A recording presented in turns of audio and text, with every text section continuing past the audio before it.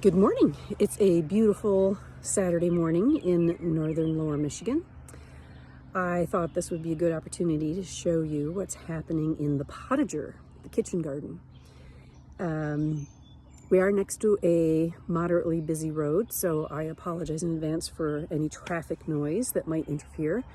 And there's a little bit of a breeze, so hopefully that will not interfere with the microphone. This is about the fourth time I've done this intro because I can't figure out how to flip the camera while taking a video. So we will do some piecing together and editing, my favorite thing. But here we go. Let's tour the garden. Okay, so on the outside of the garden, I have my David Austin roses. They are coming along, and usually all I have in this bed are roses, but this year I put in some cosmos that I started from seed. So that is Apricot Lemonade Cosmos. I believe the seed is from Floret Farm. And here, look at the color, isn't that really pretty? And the roses are coming along. Looking forward to those. So I've always wanted my husband's yelling at the dogs to get out of his grass seed. The fun never ends. So here we are. Welcome to my garden. I'm gonna grab my coffee. Chives are in full blossom. They reseed like nobody's business, so I need to cut those down. They are edible. They're a little large now, as you can see, but the blossoms are edible. So we'll go to the left. We have some lupin growing. I planted these by seed last summer. They didn't do much. They made it through the winter, and now they are blooming. Never grown those before. They're gorgeous. Look at that.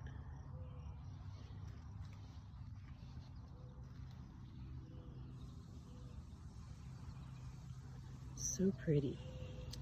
I have this interplanted. Those peas, I do not remember planting peas here because they need something to climb up, so I don't know where they came from. We have some lettuce, and this whole pathway is lined with strawberries. We are going to have a bonanza of a strawberry harvest this year. Look at all of those wonderful berries. Here we have some kale. These are chamomile plants. I kind of let them volunteer wherever they may. I'm letting moss grow in the bricks in the path. I want it to look like it's old and been here forever. This garden is maybe 4 years old. So in this bed I have tomatoes. You'll see that I love to grow heirloom tomatoes. I went a little crazy this year with the pandemic. Had lots of time on my hands, so I grew an inordinate amount of tomato plants. I'll show, maybe I can insert a picture.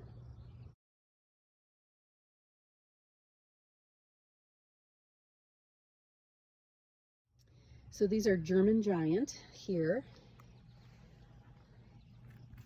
This one is really interesting. Silvery Fir Tree. Has a really interesting leaf, very unique leaf. I grew this for the first time last year. The plants were not very successful, but I'm giving them a try again this year. They seem to be off to a much better start. Smaller fruits, red. So I have some beans. I think those are yellow beans, a French heirloom, interplanted between the strawberries and the tomatoes. This is what's left of the tulips. Grew those for the first time this year. You're supposed to wait until the leaves die down. I am going to try to save them and replant them next year. But they're kind of in the way, so they're going to get harvested sooner than later and let dry. I've got some radish in here that I thought would have been gone by now. Some spinach that I thought would have been gone by now, but we had some lengthy cold spells this spring. More tomatoes. These are mushroom basket. Oh, there goes Storm. I have my handy helper Sky. Sky. Hi. The dogs love the garden. They love to come in and eat. Storm has been munching on the Swiss chard that were volunteers from last year. I'll see if I can put in a video of Storm eating green beans in the garden last summer. Solar Flare, a big beefsteak tomato with, it's red with yellowy orange stripes. So they're nice and tall. All of these I started from seed. Nice and tall. I've got a few blossoms. Black Beauty. Of course, they just look like plain tomato plants now. I understand that, but so radish. I need to pick the rest of the radish. So Black Beauty. Some more beans here. I think that's a green bean, a French heirloom green bean. Sharon Tay Melon. This is a French heirloom that I have been trying to grow for many years. It is renowned, from what I've read, it is renowned in... Storm, get out of there. Storm, out. Yeah, you goofball.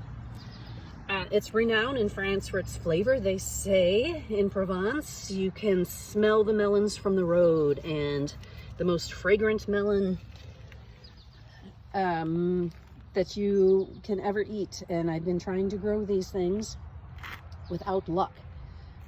Of course, we don't have super hot weather like they do in Provence, so I'm assuming that's part of the problem, but I'm not giving up. Still trying to grow those.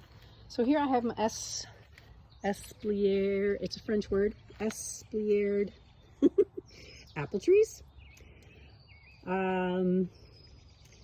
So you take the branches and you cut everything off. They're heavily pruned, and you grow the branches sideways. I've cut the top off so it won't get any taller. I've grown these trees from a tiny little branch. The tiny little branch was about this big when I started these trees. And I got them from a man in Maine. This is an Ida Red, yeah, 2010.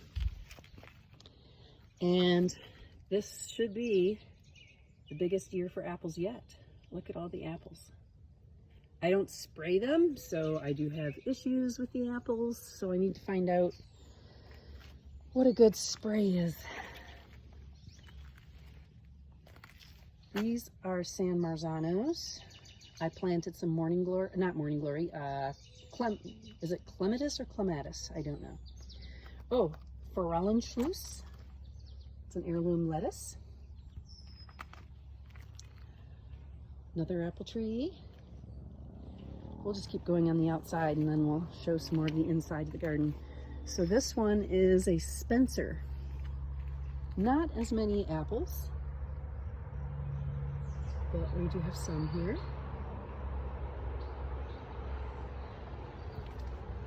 So those are growing sideways along the fence. Got some cucumbers growing down here. I'd like them to climb up the fence. So we'll see. I've also planted some giant mammoth sunflowers along the back of this fence. So we'll see. And this apple tree, this I still have to plant all of this. Almada. And this one has always had the least amount of apples. There's one. Yeah, I don't know.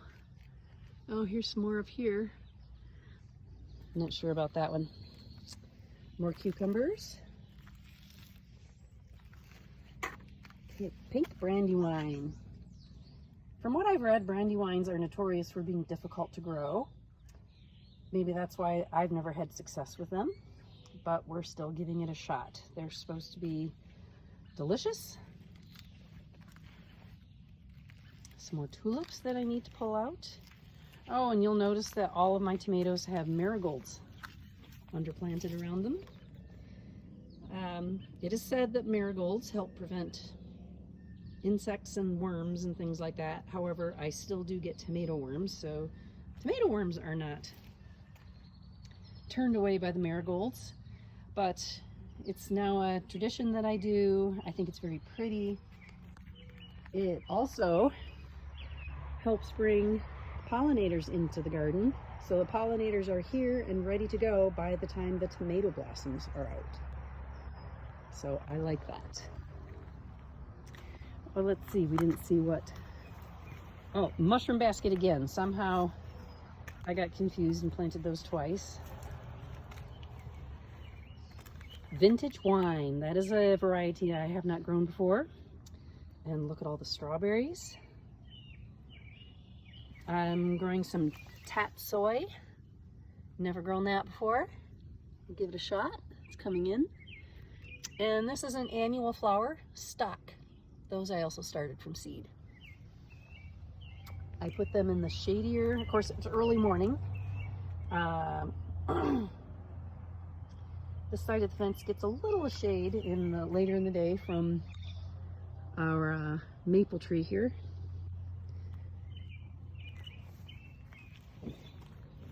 Some more stock, trying to get some sweet peas going. They're taking forever.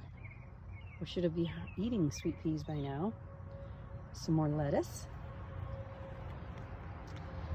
This tomato is Cosmic Eclipse. Some coneflower from Floret. Got going from seed. Some creeping thyme. Waiting that to get large enough that I can plant it. I would like that to go in the cracks in the rocks so that when you step on it, it releases that wonderful, wonderful flavor. Looking like we have some calendula. Sure, I think this is, I don't know if it's Pacific Beauty or which one it is, but those are from seed. They're coming along nicely. I believe these tomatoes are gold medal. A nice large beefsteak. Yep, gold medal. Yellow. So we're back to the beginning here on the right side of the path. More calendula. These tomatoes are classic beefsteak. So there's the Swiss chard that was in the ground from last year. So that's done, needs to be pulled out. I can feed it to the dog, she'll eat it. So lots of marigold. We've already harvested we've done 2 cuttings on the chamomile. You just snap off the blossoms. And we will have more ready to go probably tomorrow. It'll be an excellent chamomile tea year.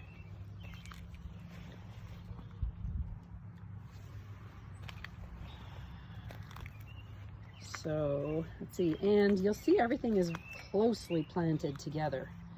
I prune my tomatoes, and by pruning, we'll see if I can find one. I was just out last night pruning, so you keep the main stem. Don't cut that off or else you won't grow anymore. So here we go. Here's one that, oops, almost lost my coffee. So here's your stem. Here's a leaf, and then right in they call it the armpits, some people do. If you get another stem growing right here, all of these armpits will grow stems. You want to take that one off, and it just snaps. Usually. And so this will keep growing like that. A number of reasons to do this. My understanding, it allows for more air movement around the plant and through the plant, so hopefully there's less chance of disease. Here's my beautiful marigolds. I think that's the main reason. Also by pruning, it allows you to grow things much closer together, which is what I do to get all of my 120 tomato plants in my garden. Otherwise, if you did not prune and it just becomes a giant bush,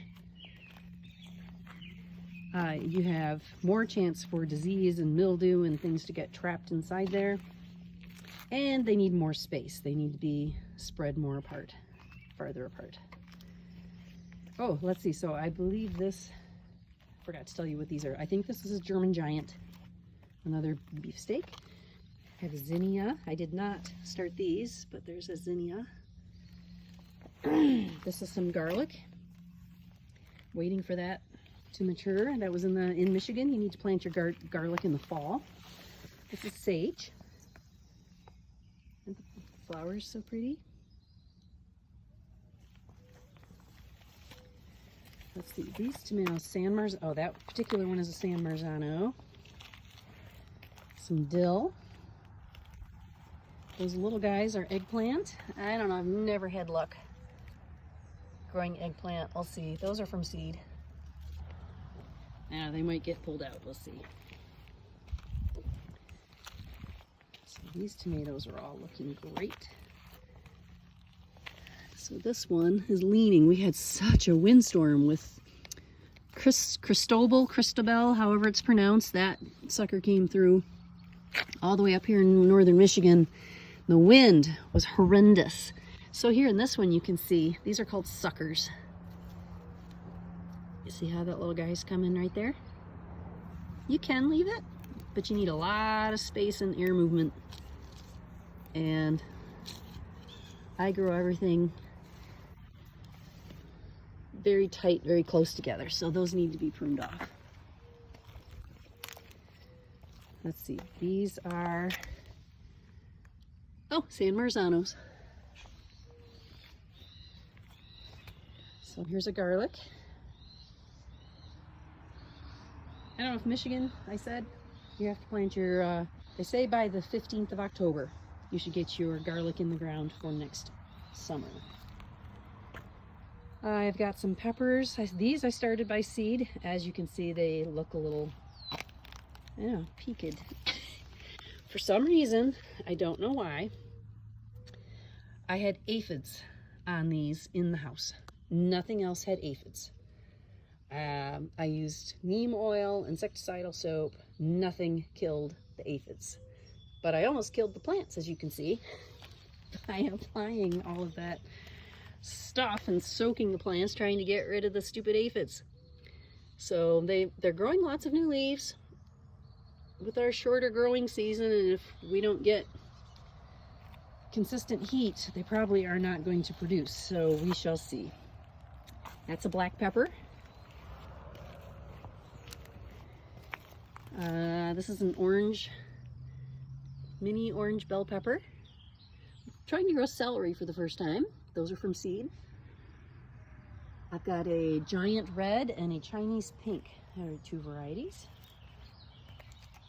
Some zinnia. That's a queen lime, I think. So here are 3 tomatoes. Which one are these? Japanese black truffle. I've grown this one often. It's never been a huge producer, so we'll see what happens. They're looking great. They're off to a great start. So here, you'll see, we're gonna just snap that right off. And here's another one. I also come through with tomato plants. You don't want the leaves touching the dirt. It just encourages rot and disease in the plant. So as the plants grow, I take the bottommost leaves off. There we go. It's kind of hard to sell. So there's that one, and it's going into the marigolds, which itself isn't a problem. So we're just going to take that off. We're keeping this free under the plant, free of any decay, rotting, anything, plenty of air movement. Just picking a few weeds as we go. I don't know, I think somebody's walking by. The security guard is on duty. So, calendula, hot pepper. These are apocalypse scorpion. We shall see what happens with those. These peppers are really coming along. These are Peter peppers. And if you're thinking what I think you're thinking by the name, you are absolutely correct. That is why these are called Peter peppers. Okay, so then over here, more peppers. These are a long, skinny pepper, kind of like a cayenne, except they're purple. We have some beets. Some more garlic that I really would like to hurry up and get out of there. So I interplanted with some lettuce, so that by the time the garlic is done, the lettuce will be coming along nicely. And again, the Swiss chard. Let's go over here. This is rhubarb. It's ginormous. I've been harvesting that and handing it out.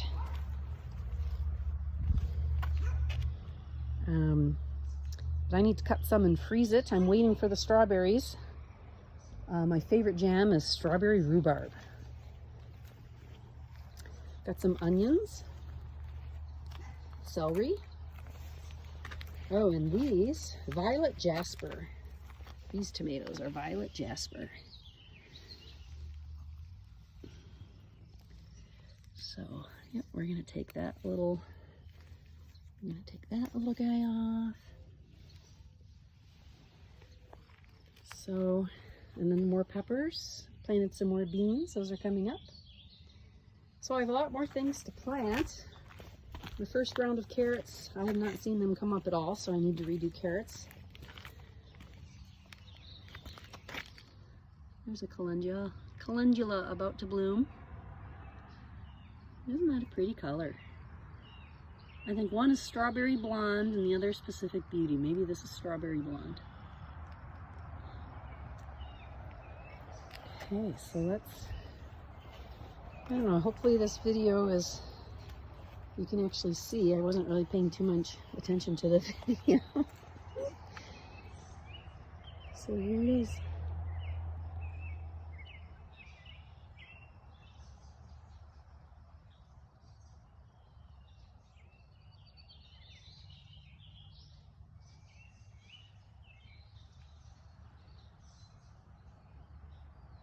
Okay, so the next thing I wanted to show you, these are raised beds. They are new this year.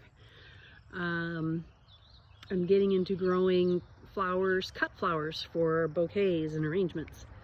So these are all new. Everything in here I started from seed, except for the pansies. I got those at a farm. It is a floret seed. Fizzle Sizzle Mix Viola. They're just beautiful. Pansies are special to me because apparently as a young child, and my grandmother always grew them, I would call them the flowers with faces. And so every time I see pansies, I think of my grandma because she just thought that was the sweetest little thing. And so I grow the flowers with faces. All right, so on the first side we have Amaranth. This is Autumn Touch. Seeds are from Floret. It's a very beautiful burnished apricot color. So those are coming along nicely. In the middle, which was the main reason for these raised beds, are dahlias. Never grown dahlias before, so I'm looking forward to them. Karma chocolate. These are all cafe au lait. And cosmos. So dahlias are tubers, so I ordered the tubers, started them in the house. and then planted them out. So I think the tag is on the other side. Labyrinth.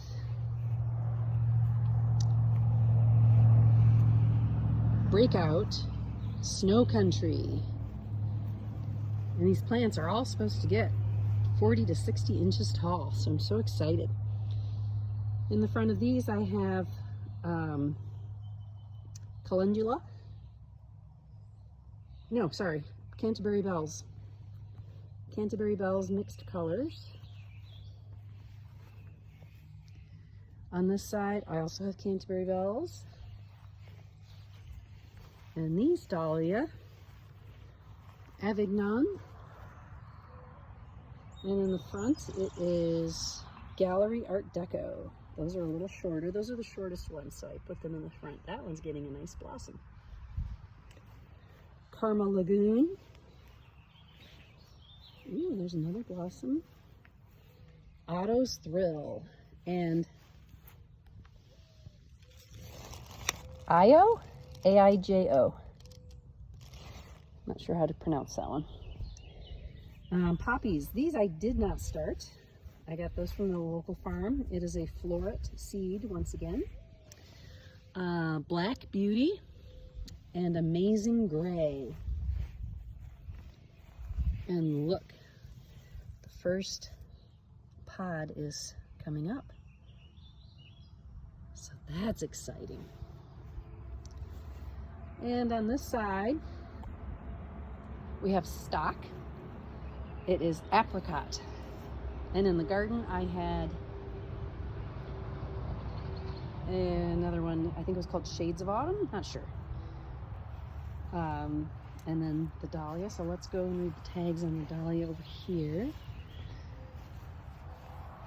Belle of Barmera, Belle of Barmera, and Bells of Ireland. These I started from seed. And a few didn't make it, so there's more stock. And the Bells of Ireland. So we have Belle of Balmera. I think I need another tag. Fairway Spur. Yeah, I need to write another tag before that one disappears. Oh, here's the tag. So that one should go here at the beginning. Fairway Spur. And some sweet peas from the farm. The ones that I started really have taken a long time. This is Spencer Ripple Mix from Bear Creek Farm in Petoskey, Michigan. I'm hoping they will get up to the fence here soon. So this is the new cutting garden. Cannot wait for the Dahlias.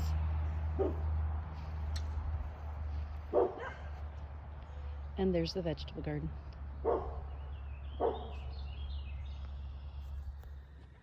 So there you are, the first installment of Welcome to Charlotte's Garden. Maybe that's what I should call these segments.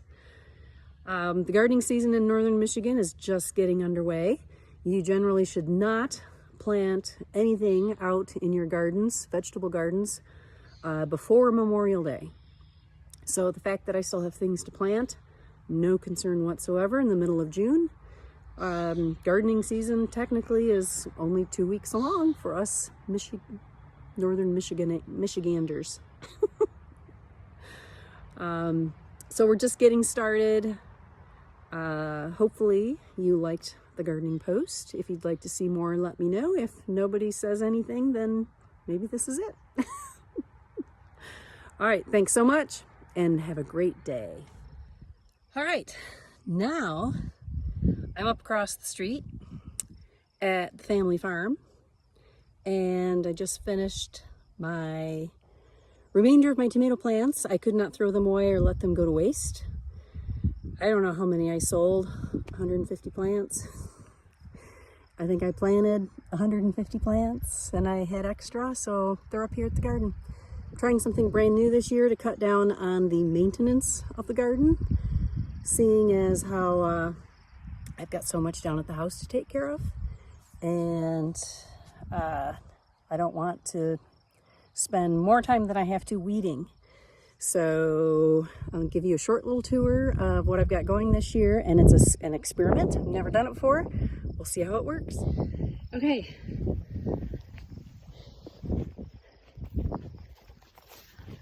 So here's family farm, this old barn. It's just beautiful. It's an absolutely gorgeous June day. It's about 68 degrees. So I share this side of the garden with my father-in-law.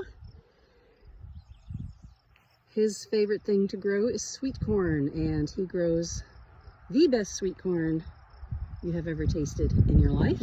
So you need to come over when the corn is in season. So here we go. This is my experiment. Usually it's just the wide open field and the weeds sprout every 2 days and you have to be out here keeping up on them. So I'm watching all these professional flower growers, and they've got the plastic with the holes. And I thought, well, for goodness sakes, let's try this. So I've got rows. There's a border, so there's nothing planted on the right side. My father-in-law likes to use the rototiller, so he can rototill to his heart's content. And on the inside, I made tiny little alleys, and that's where all the pumpkin seeds are. And I've got soaker hoses, because pumpkins really do not like to be watered from the top, unless it rains, of course.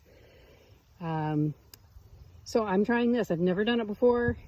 I'm hoping this cuts down on, sure, all of this setup took a while, but I'm banking on the fact that I will spend a lot less time weeding. I'll hoe around the edge so that my father-in-law doesn't catch it with his rototiller, but that's easy. So I've got all kinds of French heirloom pumpkins. Is it the New England pie pumpkin? That one is hands down the best pie pumpkin ever. So hopefully we will be doing some pumpkin tours here. I do have some coming up already.